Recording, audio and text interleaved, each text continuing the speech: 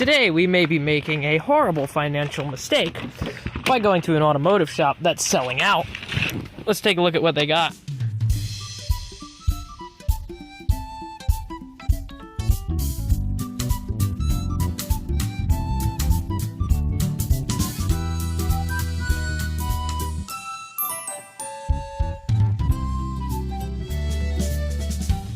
Here's a Porsche 356 Roadster, breaking in half, but it's still a 356 Roadster.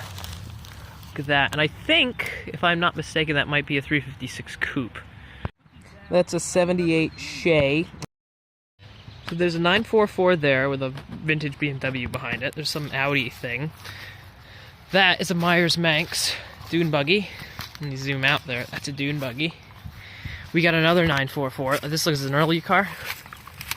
Yeah, this is an early car, automatic. Is this a Toyota motorhome? It is a Toyota motorhome. Oh, but it's damaged really badly. Let's take a look inside. I can't even get the door open, it's sagging, but let's get a look at the Beetle there. What I find very strange is the fact that it has floors. The top is obviously dead. Let's take a look in the engine compartment. What are we looking at? Probably 1600, might be a dual port. I'm not sure. I'm not too knowledgeable on Volkswagen wheels. This is pretty interesting though. I can't see underneath, but if I can get this thrown in, you know, at a good price, this will be nice. Rolls-Royce Silver Shadow 1978. I'm looking at this Morris Minor here. And I'm getting underneath it, and it's very weird to see intact chassis legs. This one has a slight hole at the front here, but this I could do something with. Here's a early 90s Plymouth Acclaim K car. This is quite interesting. Gorgeous Rolls-Royce over there. I could not get that one, unfortunately. You wanted too much, but I did walk home. I'm walking home with this Morris chassis cab. These two Fiats. And that Plymouth there, for the whole sum of $700. I got my load binders and chains in here. I got my trailer hooked up. I think we're going to be picking up the green Fiat right now. And then we'll work with the red one, then the Morris, and then the Plymouth. So I've got the truck and the trailer down, and I think I'm going to need to do something very sketchy and move this Morris to winch this Roadster against my Plymouth there on the rear axle. I'm just gonna hook it up because this thing has no rust. I mean, look how clean this is under here. You don't see this.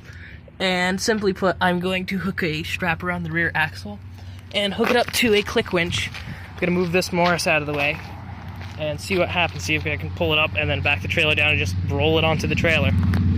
Well, you can't see it in the mirror, but it's on there. This thing weighs almost nothing. Let's get this thing home.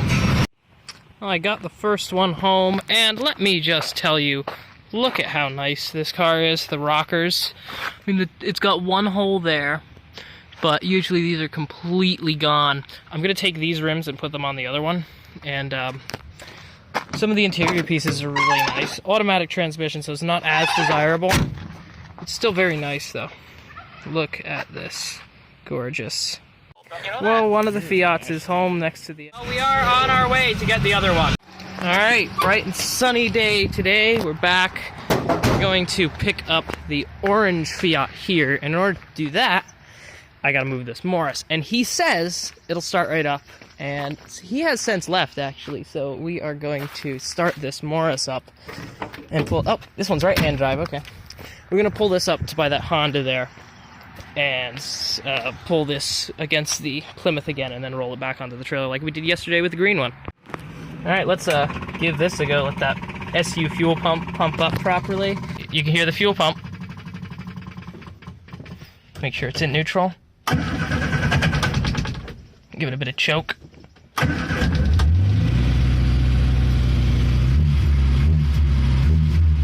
Wow!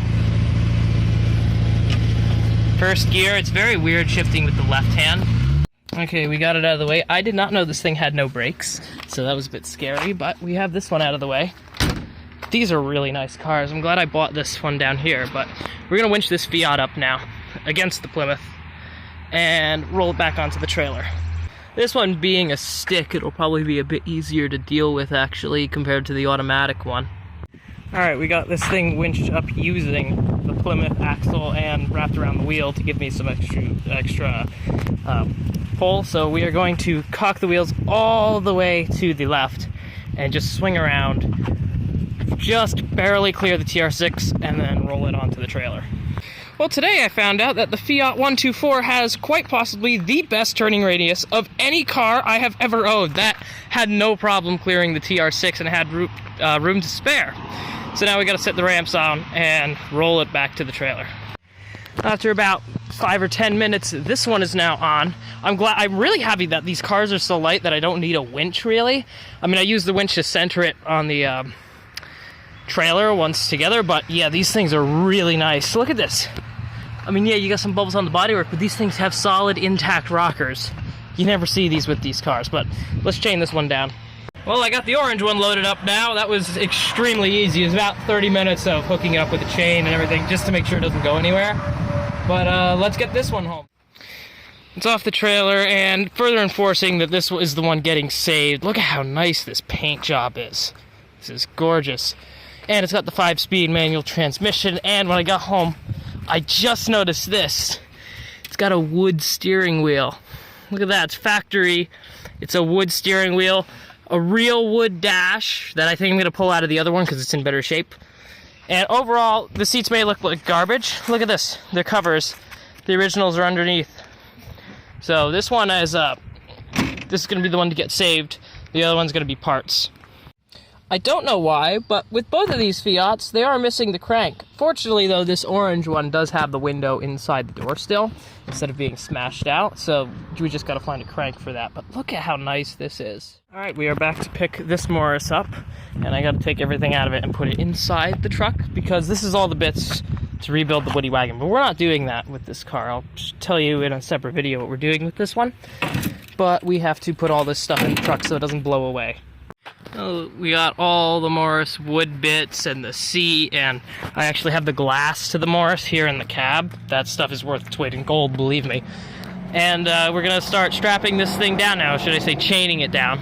I'm really shocked at how rust-free this thing is. Like, of course we got a little bit on the inner fender here, but to be honest, this is, for $100, this is perfect. I got the Morris home, and it's actually right next to my other Morris over there somewhat, so we're going to move this one and the Fiat up into the hiding spot, and then tomorrow we're going to go get the Plymouth.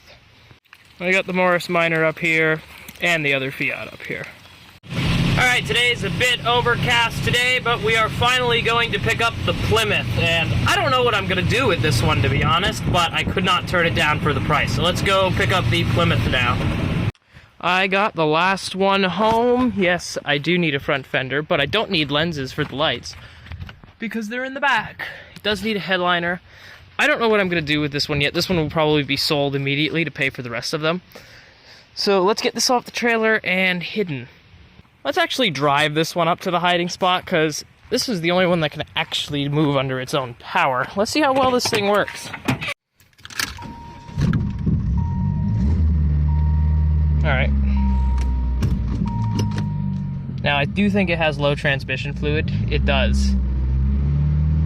Yeah, definitely need transmission fluid. And power steering fluid, for that matter, because it doesn't seem to work.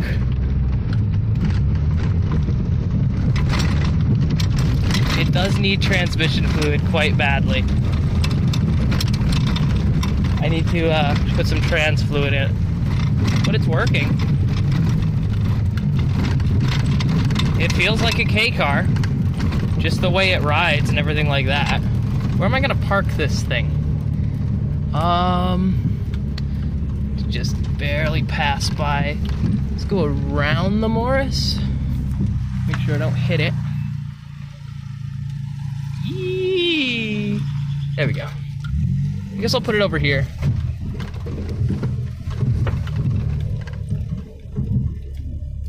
All right. It's not down here, it's up here. Alright, so this is actually a pretty good haul. So just to go on prices here of this whole collection that I bought was $700, but to individually price them out, this one here was $300. The extremely surprisingly solid Morris Minor chassis cab Traveler was $100.